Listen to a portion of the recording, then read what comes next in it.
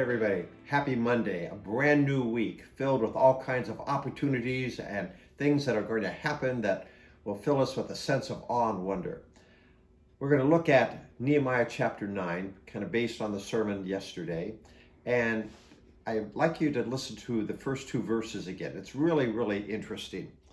Now, on the 24th day of this month, the people of Israel were assembled with fasting and in sackcloth and with earth on their heads. And the Israelites separated themselves from all the foreigners and stood and confessed their sins and the iniquities of their fathers. So about 2 weeks after the stuff that was happening in chapter 8, the people gathered again together in a large group, maybe in the same place as they were in chapter 8. And again, they wanted to have a time of confession.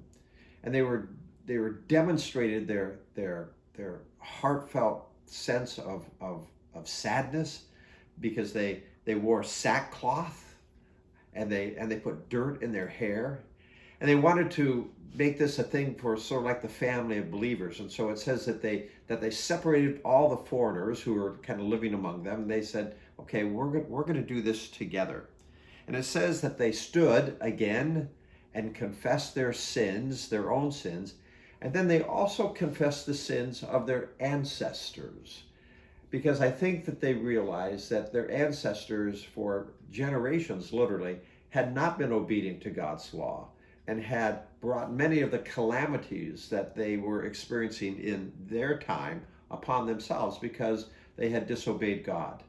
And so we're going to see in the days to come the extent of what this confession was. It's really interesting. And for us today, may part of your prayer time today be a time of confession, of course, acknowledging that, yes, you have sinned as I have, and certainly holding on to the promises of God's love and grace for us every single day that he has for us in Jesus. We'll see you tomorrow. God's blessings.